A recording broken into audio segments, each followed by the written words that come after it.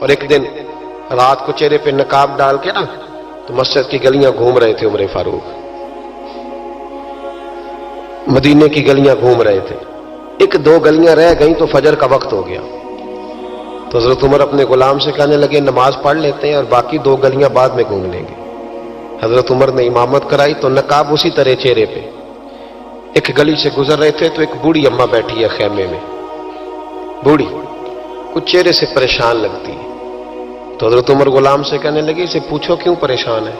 ہمارا تو اپنا ابا پریشان رہتا ہے، ہم پوچھتے نہیں، ہم نہیں پوچھتے، ہماری اپنی اماں روتی رہتی ہے کہ چلو 2 گھڑیاں رات کو آ کے بیٹھے گا میرے پاس، لیکن وہ آتا ہے 2 درجن کنوں لے کے اور سیدھا اپنے کمرے میں جاتا ہے اور بیگم صاحبہ سے کہتا ہے کہ یہ 6 اماں کو بھی دے آؤں، اس نے کون سا کھانے ہیں، تو وہ پلیٹ میں لے کے آتی ہے۔ پھر ماں کا دل ٹوٹتا ہے کہ یہ کمائی تو میری تھی، یہ تو بوٹا میں نے پالا تھا، لیکن یہ کس بیوپاری کے ہاتھ چڑھ گیا؟ ہم تو اپنے ماں باپ کو ٹائم نہیں دیتے، لیکن جب لوگ اللہ سے ڈرتے تھے رویہ کیا تھا؟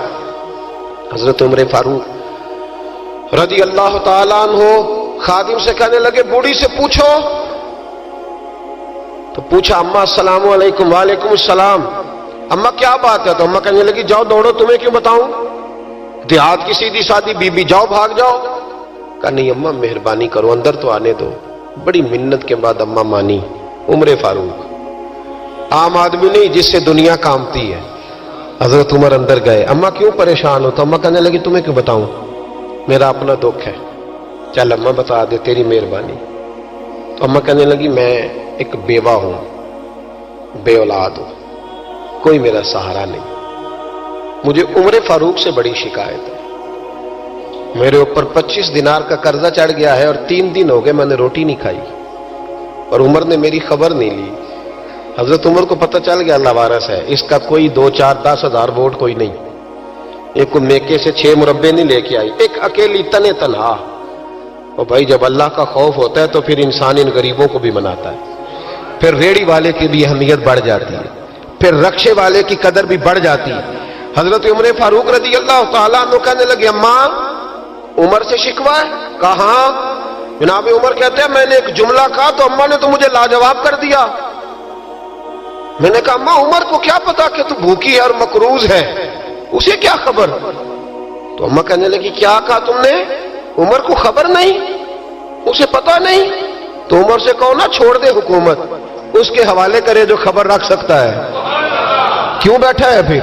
ہمارے حکمران کہتے ہیں ابھی میں صدمے میں ہوں، نکلوں گا تو بات کروں گا، نہ ادھر ادھر کی تو بات کر، یہ بتا کہ قافلہ کیوں لٹا، مجھے رہزنوں سے غرض نہیں تیری رہبری کا سوال ہے، ہاں تجھے جواب دینا پڑے گا۔ حضرت سیدنا عمر فاروق رضی اللہ تعالیٰ عنہ سے اماں کہنے لگی نہیں خبر رکھ سکتا تو حکومت کیوں کرتا ہے، چھوڑتا کیوں نہیں؟ تو حضرت عمر کہتے ہیں میں کانپنے لگا، دوڑے گئے جناب عمر، میں نے کہا اس اماں کا 6000 ووٹ نہیں کہ اس کی قدر کی جائے، یہ اماں کوئی بہت آکسفورڈ یونیورسٹی کی ڈگری ہولڈر نہیں کہ اس کی بات مانی جائے، کہ لاوارث اور بیوہ بی بی۔ عمر دوڑے گئے، گھر سے اناج کا تھیلا کندھے پہ رکھا، 25 دینار بھی لیے، پکا پکایا کھانا بھی لیا، خادم کہنے لگا حضور مجھے دے دے میں اٹھا لیتا ہوں، تو حضرت عمر فرمانے لگے چل وعدہ کر قیامت کے دن بھی میرا بوجھ اٹھائے گا؟ کہنے لگا جی نہیں وہاں نہیں اٹھا سکتا۔ فرمایا پھر آج بھی نہ اٹھا، مجھے ہی اٹھانے دے، یہ میرا بوجھ ہے تو مجھے ہی۔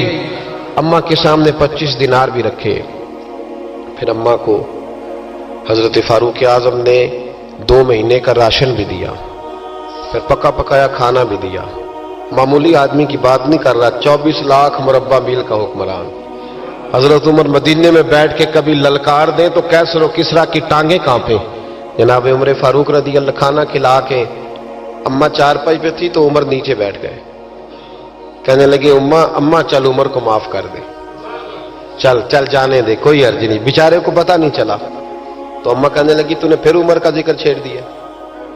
بیٹے میرے گھاؤ بڑے گہرے ہیں، میرے زخم بڑے سخت ہیں، کلیجہ پھٹے تو تجھے دکھاؤں کتنی تکلیف میں ہوں، میں تو پکا ہوا پھل ہوں، کسی وقت بھی دنیا سے چلی جاؤں گی، میں نے عمر کو معاف نہیں کرنا۔ جب میں قبر میں جاؤں گی نا، نبی کریم علیہ السلام آئیں گے تو میں عمر کی شکایت کروں گی، میں کہوں گی حضور اس سے پوچھئے یا رسول اللہ بیوہ اور بوڑھی کا خیال ہی نہیں کیا، تو آپ کے غلام کہتے ہیں میں نے عمر کو کبھی اتنا روتے نہیں دیکھا جتنا آج روئے.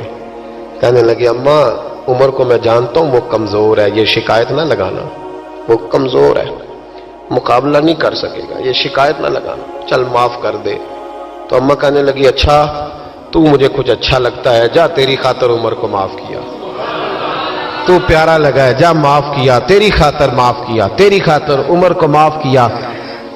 حضرت عمر فاروق کہنے لگے مجھے لکھ کے دو. کون اتنے جتن کرتا ہے؟ کون؟ کسی سے کہنا جا اپنی اماں کو منا لے, تو کہتے ہیں نہیں نہیں میری غلطی کوئی نہیں, تو مناؤ کس بات پہ؟ ہمیں تو 20 دلیلیں آتی ہیں. جا ابا کے پیر پکڑ لے. پتہ ہے نبی پاک علیہ السلام نے فرمایا جس کا باپ راضی ہوگا اسی کا اللہ راضی ہوگا, اور جس کا باپ ناراض ہوگا وہ سارا دن وظیفے پڑھے, اس کا اللہ راضی. یہ ابو داؤد شریف کی حدیث ہے. نا جی بڑی مہربانی, پیسے نہ لائیے گا. اب بات سنیں, وہ بھی میں سمیٹنے کی طرف آ رہا ہوں, ختم کر رہا ہوں, آپ میری بات پہ توجہ رکھیں. عزیز بھائی, نبی کریم صلی اللہ تعالی علیہ وسلم نے جو اپنے غلاموں کی تربیت کی, تو حضرت عمر فاروق کہنے لگے لکھ کے دو, لکھ دو. تو اماں کہنے لگی آپ لکھیں میں سائن کر دیتی ہوں, آپ لکھ دیں میں سائن کرتی ہوں. حضرت عمر نے لکھا فلاں بنت فلاں کو عمر سے شکایت تھی, پھر انہوں نے عمر کو معاف کر دیا. اماں سائن کرنے ہی لگی تھی, سائن کرنے ہی لگی تھی کہ مولا علی شیر خدا آ گئے, حضرت عبداللہ ابن مسعود آ گئے. اوہو عمر یہاں بیٹھے ہوئے ہو, میں سارے مدینے میں تلاش کر رہا تھا, یہاں بیٹھے ہو, وہ کچھ لوگ ملنے آئے, نکلو. اماں نے سنا کہ یہ عمر تھے تو اماں اٹھ کے کھڑی ہو گئی. آئے ہائے عمر تھے, آپ عمر تھے؟ تو جناب عمر کہنے لگے اماں تو نے جو کہا ٹھیک کہا, لیکن اپنے وعدے پہ قائم رہا, یہ ذرا سائن کر دے. اماں نے سائن کیے. تو حضرت عمر فاروق فرمانے لگے علی آ گئے ہو تو بطور گواہ تم بھی دستخط کر دو. عبداللہ ابن مسعود تم بھی بطور گواہ جب سائن ہوئے تو جناب عمر نے رکا لپیٹا اور مولا علی شیر خدا سے فرمانے لگے علی یہ رکھ لو, مجھے لگتا ہے میں تم سے پہلے دنیا سے جاؤں گا, اور جب میں پردہ کر جاؤں نا تو یہ رکا میرے کفن میں رکھ دینا.